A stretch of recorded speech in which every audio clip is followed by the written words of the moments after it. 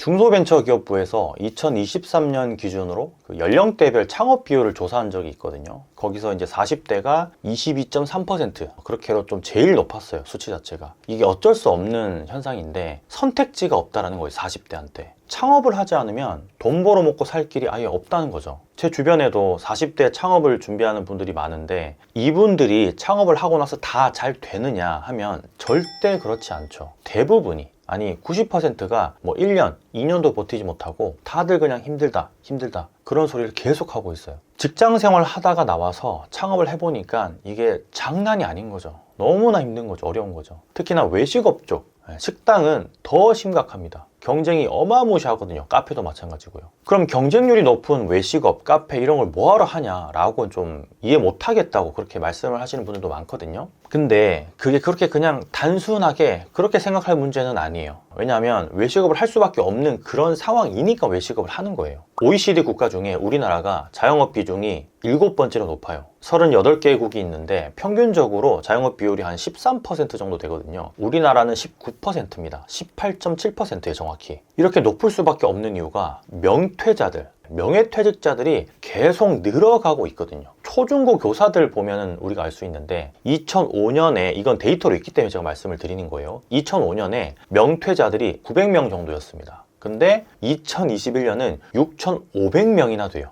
6,500명이 좀 넘습니다. 7배나 차이가 나는 거예요. 이게 데이터가 있는 것만 그렇지 만약에 일반 사기업도 조사를 한다면 어마무시한 수치가 나오겠죠. 너무나 큰 차이가 있겠죠. 명퇴자들이 계속해서 이렇게 늘어가고 있습니다. 근데 이게 말이 명예퇴직자지 그냥 권고사직인 거잖아요. 이 회사 경영 환경이 안 좋아지니까 이제 오래 다닌 연차가 쌓여서 연봉이 좀 높은 사람들을 막 이렇게 잘라내야 되거든요. 명퇴자들이 많아질 수밖에 없는 거죠. 그 사람들이 40대가 많습니다. 어중간하죠. 어디 다른 데 취직도 안 되고. 그러니까 퇴직금 가지고 이제 장사를 하려고 하는 거예요. 내가 내 사업을 하는 거죠. 그런데 왜 하필 식당이냐, 카페냐, 그건 아주 명확하게 말씀드릴 수 있어요. 제가 식당은 내가 알고 있는 비즈니스 분야거든요. 생각을 한번 해보세요. 만약에 회사에서 내가 관리직으로 한 10년 동안 근무를 했어요. 명예퇴직하고 취직은 안 되는데 관리직으로 무슨 창업을 할 수 있겠어요? 못 하거든요. 근데 식당은 내가 늘 보던 거잖아요. 일상 비즈니스라는 거죠. 식당이랑 카페는.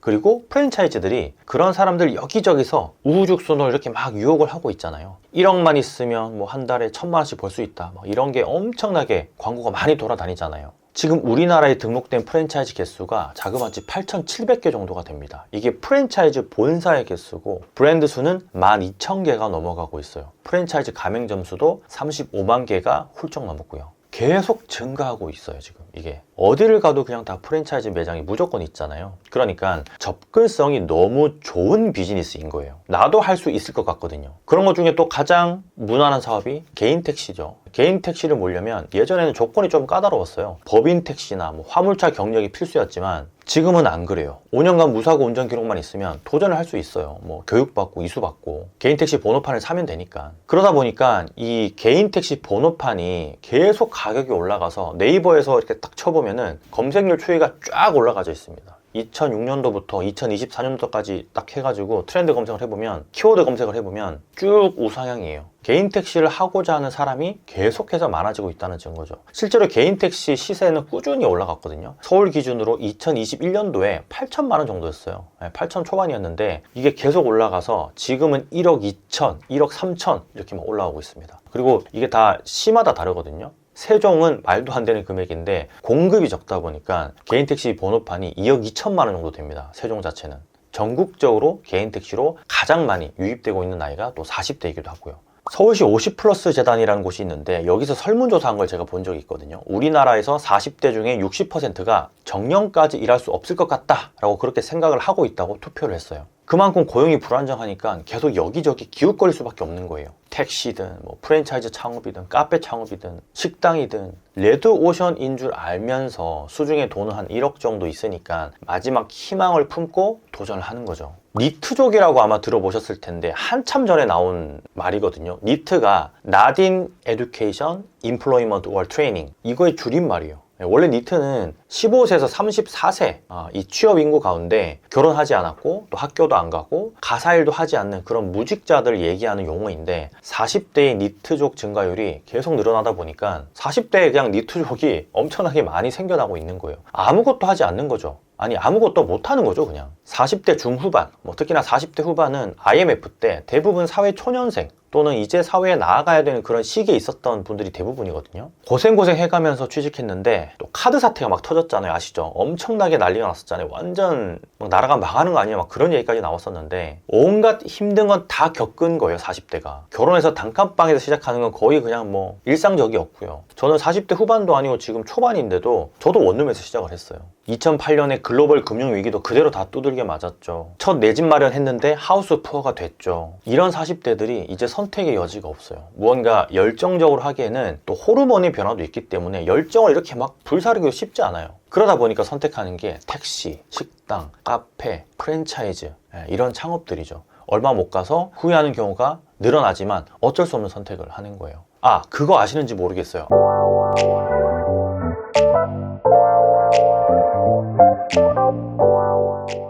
아까 제가 프랜차이즈 브랜드가 12,000개가 넘어간다고 했잖아요. 재밌는 게 자영업 비율이 이렇게 높은데도 프랜차이즈 산업은 성장하고 있습니다. 그러니까 자영업을 할 사람들은 앞으로도 계속 생겨난다는 거예요. 무한 반복으로 이게 돌아가고 있어요. 그 얘기도 아마 들어보셨을 것 같은데 우리나라가 유독 외식 유행이 빠르다고 그런 말들 많이 들어보셨죠. 예를 들면 스몰비어, 대만 카스테라, 또 흑당 밀크티, 또 뭐 있어요? 대만 샌드위치, 핫도그, 크로플, 또 최근에는 탕후루, 이게 다 유행으로 반짝 떴다가 다 사라졌잖아요. 아주 심각한 문제인데 많이들 이걸 심각하다고 생각하지 않더라고요. 가맹점이 거의 총알바지가 된 거죠. 거의 1억에서 2억, 권리금까지 하면 3억씩 투자하고 본전을 좀 뽑으려고 하다 보니 이미 유행이 한물 갔어요. 원금 회수도 못하고 다 날아가 버리는 거죠. 그런데도 왜 창업을 하냐? 핫하니까. 핫한 걸 해야지 장사가 잘 된다고 생각을 하니까 그런 것들을 하는 거예요. 이게 아마 남일이니까 에이 그럼 안 하면 되지 라고 생각할 수 있는데요. 저는 이제 현장에서 이렇게 창업 준비하는 분들을 많이 만나잖아요. 그분들을 이렇게 설득을 하다 보면 설득이 잘 안 됩니다. 왜냐하면 그 브랜드를 이미 맹신할 수밖에 없는 상황에 처해 있는 분들이 훨씬 더 많아요. 당장에 창업을 해야 되는데 뭘 어디서 배우고 시간을 들일 게 뭐 있어요. 그냥 한두 달, 두세 달 만에 바로 창업을 하는 거지. 이게 돈도 돈이지만 아까 말씀드렸던 40대 니트족이 된다는 게 자존심하고도 직결되는 문제이기 때문에 한 가정의 가장으로서 놀고 먹고 있다는 게 있을 수 없는 일인 거예요. 그러다 보니까 뭐라도 빨리 해야겠고 수중에 그래도 돈은 몇천 있으니까 빚을 내가지고 그렇게 시작을 하는 거예요. 원금 회수에 대한 계산을 아예 해보지도 않고 공부를 좀 하다 보면 이 브랜드를 가려낼 수 있는 눈이 생기는데 그것도 하지 않는 거죠. 이 초보 창업자 입장에서는 그게 쉬운 일은 아니거든요. 일단 꽂히면 본사 말을 전적으로 신뢰할 수밖에 없어요. 그리고 그 개설 담당자, 영업하시는 분들, 그런 분들은 말을 엄청나게 잘합니다. 그 친구들은 또 개설을 시키면 수수료가 나오는데 그러다 보니까 어떻게 해서는 성사를 시키는 거예요. 창업만 하면 돈이 떨어지니까 그 이후에는 나몰라라 하는 경우도 있고요. 그래서 프랜차이즈는 사실 대한민국의 구조에서는 어떻게 보면 돈을 벌 수 있는 구조가 안 나오는 경우가 좀 많아요. 필수 품목으로 지정된 그런 재료들이 비싸다거나 아니면 말도 안 되는 것들까지 막 필수 품목으로 지정이 되면서 이 가맹점의 수익률을 떨어뜨리거든요. 실제로 제가 개인적으로 알고 있는 분 중에 누군지 말씀을 좀 못 드리는데 그분도 본인이라고 생각은 못 하실 것 같은데 악덕 본사 대표가 있습니다. 이분은 정말 제가 생각해도 악덕인 게 지금은 인연을 끊었는데 점주가 돈을 버는 걸 극도로 예민하고 싫어합니다. 그래서 평균적으로 점주가 무조건 한 3, 400, 한 그 정도만 벌 수 있게끔 본사에서 다 세팅을 해요. 무섭죠. 그러니까 공장 노동자 역할을 점주한테 시키는 거예요. 한 번은 생각지도 못한 곳에서 가맹점을 오픈했는데 이게 장사가 너무 잘 되니까 거의 100m? 100m도 안 되는 데다가 다른 브랜드를 똑같이 직영접으로 차렸어요. 브랜드가 다르니까 이게 가맹사업범에는 안 걸리거든요. 어마무시한 거죠. 물론 모든 본사 대표들이 이렇진 않습니다. 다만 있어요. 점주의 수익률에 예민하고 점주가 돈 벌어가는 걸 싫어하고 그걸 조종하려고 하는 본사들인 거죠. 상상이 안 되지만 실제로 존재합니다. 왜냐하면 점주가 돈을 적게 벌면 내가 좀 더 많이 벌 수 있는 구조를 취할 수 있는 게 가맹 본사거든요. 물류를 유통을 하니까. 그래서 우리가 늘 가맹점은 을이다 라고 그런 얘기를 하는 거예요. 무조건적으로 을이 될 수밖에 없는 그런 구조 자체가 그렇게 그렇게 짜여져 있는 거죠. 가맹사업법 자체가 아무리 점주한테 유리하게 좀 최근에 개정되고 있다고는 하지만 을이 될 수밖에 없는 그 구조적인 한계가 있기 때문에 이걸 다 깨부시고 반전을 취하기는 쉽지 않아요. 그래서 뭐 가맹점주 단체라든지 뭐 집회 같은 것도 하고 뭐 그렇게 하지만 씨알도 안 먹히는 거죠. 오히려 본사 눈밖에 났다가 장사를 못할 수도 있잖아요. 뉴스에도 많이 나왔잖아요. 그런 것들.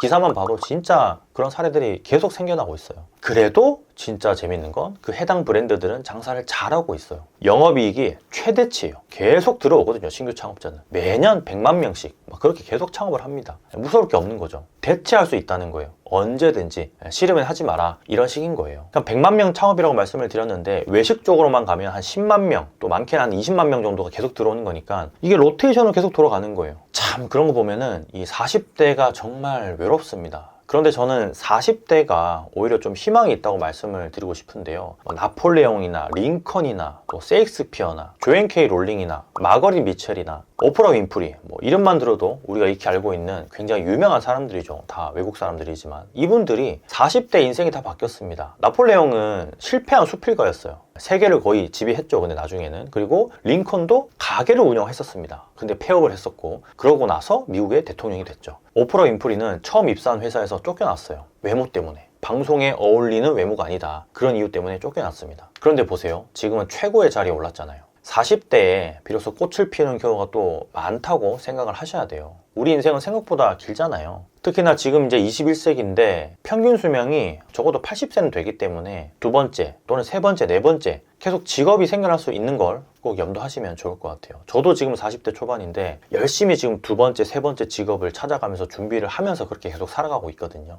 다들 힘을 좀 냈으면 좋겠습니다. 건프로였고요. 장사나 사업을 하시는 분들이 있다면 오늘도 많이 파시고 많은 수익을 내는 그런 날이 되시면 좋겠습니다. 감사합니다. 들어갈게요.